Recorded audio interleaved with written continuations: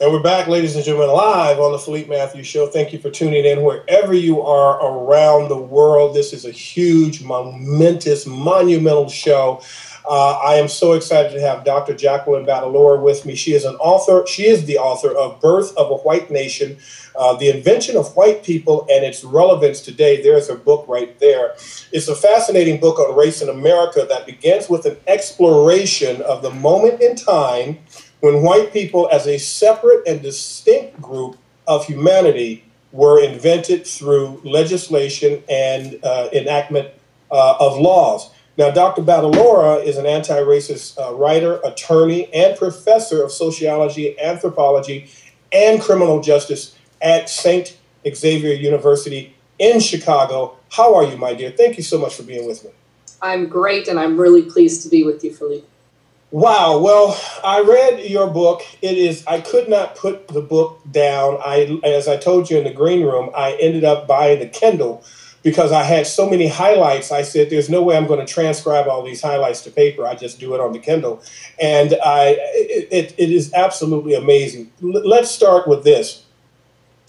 What made you decide to write a book on this topic and this subject, before we get into your background and all of that kind of stuff? Sure. Well, look, when I was in graduate school at Northwestern, I was researching legal prohibitions on marriage, and I was in the law library going back historically to prohibition after prohibition, and then I found myself looking at laws in the 1600s, and something wasn't right. I wasn't conscious about exactly what that was. But that night after I went home and I went to bed and something was bothering me about the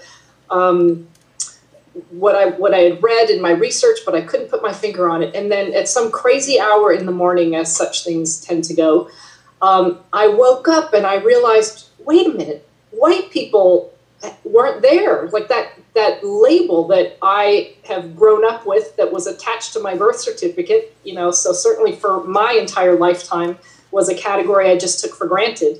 And it did not exist in these early laws of the 1600s. So I was surprised to have discovered myself that white people were probably an invention for a particular political purpose.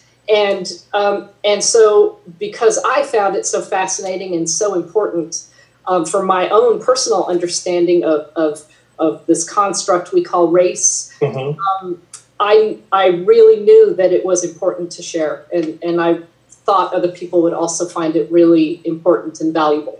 How long did it take you to research and write the book? Well, I had a 1-year sabbatical, and probably 3 years, but that 1-year sabbatical was really, I really got to concentrate and work, and it was the bulk of the book was written in that year. Nice. Well, we're going to get into the content, but I know some people have asked us that you have an eclectic career, and that is they want to know, how did you become a professor, or not necessarily how did you become a professor, but you were a Chicago police officer. We got to go and have a little journey back in time, ladies and gentlemen, to talk about this, of how you came to be, because I think nobody could have had a more perfect background career-wise to come out and do the book and write the book that you're writing. But you are, what is your nationality or country you were originally born in? I was born in Edinburgh, Scotland. In Scotland, and then you came to America, your family, of course, came to America, and you ended up in Texas, I believe? Yes, Victoria, Texas. Victoria, Texas. And then how did you get to Chicago? Well, you know what, I went to undergrad in Adrian, Michigan, and law school, Toledo, Ohio. And then I came to work at a big law firm downtown Chicago, and I began graduate work at Northwestern. Awesome. So what made you decide to say, within you're in law and in a academic degree profession, hey, I want to be a cop? Well, it didn't really, that wasn't the trajectory. So here I was, I already had a law degree. And I realized when I began the work of being a lawyer that I was more interested in ideas about law than the practice of law. Interesting. Okay. So that's why I went back to graduate school at Northwestern. And while I was in graduate school, an undergraduate student at Northwestern, Mark Russ, was shot and killed by Chicago police. He was unarmed. The next day, an African-American woman, and Mark's African-American. The next day, an African-American woman, unarmed, shot and killed by Chicago police. Shalom. Call halal Yahweh Shalom Shai by Hashem Rakak Dash. Double honors unto the apostles and the elders. Salutations to all my fellow laborers. To the confusion of faith brothers joined unto our ranks. To the Akwaf, the hopeful elect that are listening and learning. This is your brother Malcolm coming at you with yet another lesson. Short lesson, straight to the point. Once again, this is Dr. Jacqueline Batalora on the subject of the invention of white people. And as she said when she did her thorough research, it was created for political purposes, and then the concept of race by color was invented right behind it to go with it, to substantiate and support it. So you get guys like Johann Blumenbach, that whole sort of thing. They created the I believe it was the 5 classes of people, and then the whole Negroid, Mongoloid, Caucasoid, all that nonsense that was created to determine people by color, when everyone in the ancient world was brown skinned. The only people that came out, the only people who had no color was the nation of Edom. All right, who today refers to themselves as white, because even so-called Asians and Arabs were just as dark as Africans, or anyone else who was brown. And the proof of that is, if you go over to those parts of the world, which I have been, you will see those people.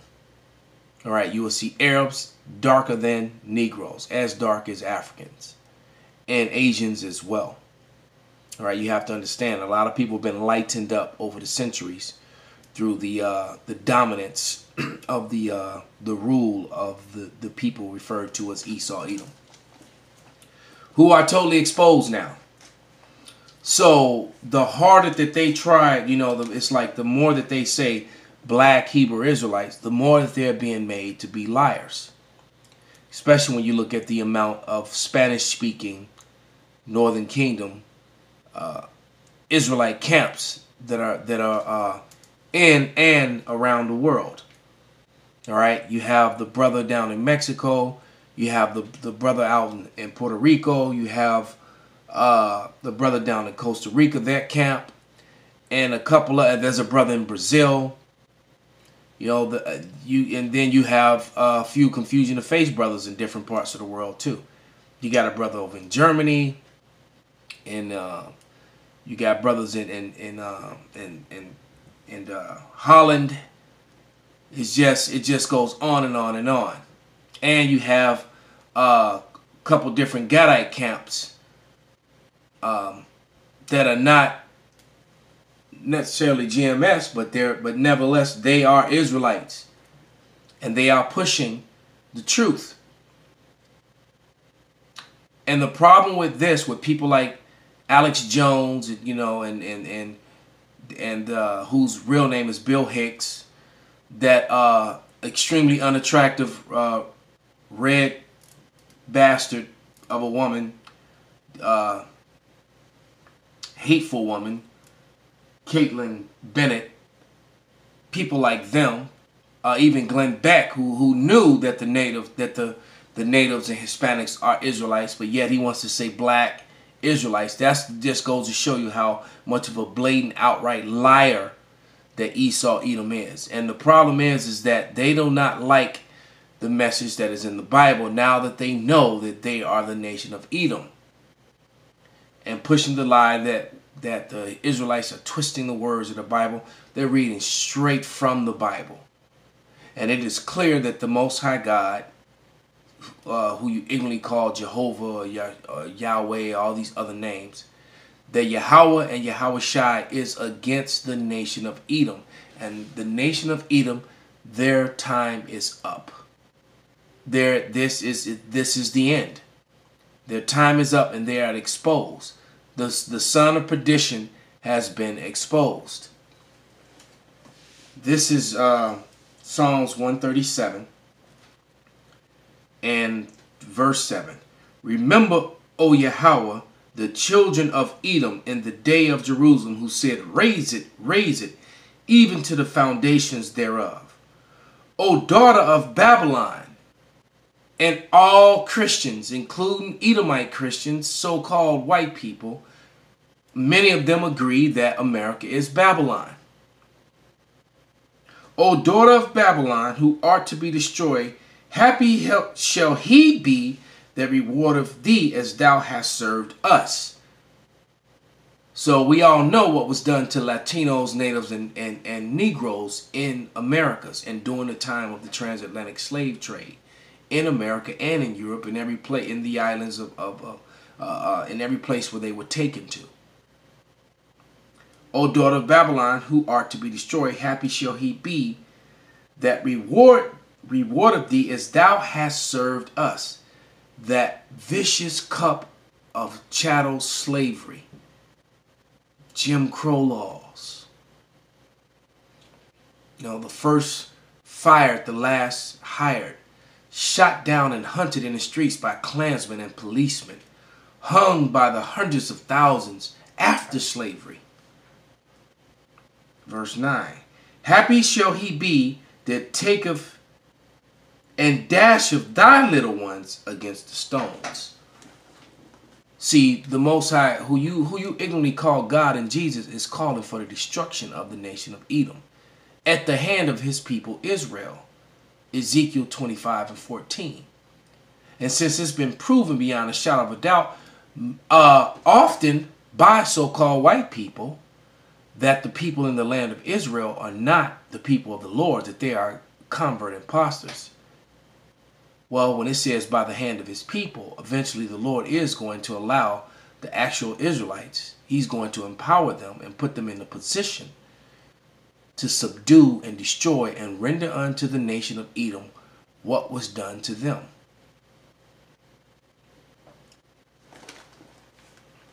Nahum 3 and 10. Yet she was carried away, she went into captivity. Her young children were also dashed in pieces at the top of the streets, and they cast lots for her honorable men, and all her great men were bound in chains. That was what was done to the nation of Israel. Latinos, Native Americans, and Negroes. Because yes, the Latinos and Native Americans were part of the transatlantic slave trade, and you tried to hide that from history. In often cases, the Negroes and the Latinos and the natives, so-called, were on the same ships together, shipped back and forth, and sometimes they were even when the lots were being cast for them, as they were being sold together. Revelation 18 and 6. Reward her even as she has rewarded you, and double unto her according to her works. And the cup which she hath filled, fill unto her double. So when you get on your little news broadcast and you try to say that they're calling for the destruction of these people as if they're going to do it themselves. No, who you ignorantly call God and Jesus is going to destroy the Edomites. He is going to bring them down. And then he's going to allow his chosen people, his children, to lay hands on them, subdue them, and put them into chains. Because the word of the Lord says that what was done unto the Israelites must be done unto the heathen that did it to them. So it's not just Edom that's going down. All the nations that participated and helped and benefited from it, they're all going under subjection when the Lord comes back. Everyone is going under subjection of the Israelites. But the nation of Edom are the only ones who are going to receive no mercy. Their captivity is going to be the worst captivity since mankind. Call halal Yahweh Bashem Awashai Bashem Rakakwadash Wa Abba Babal.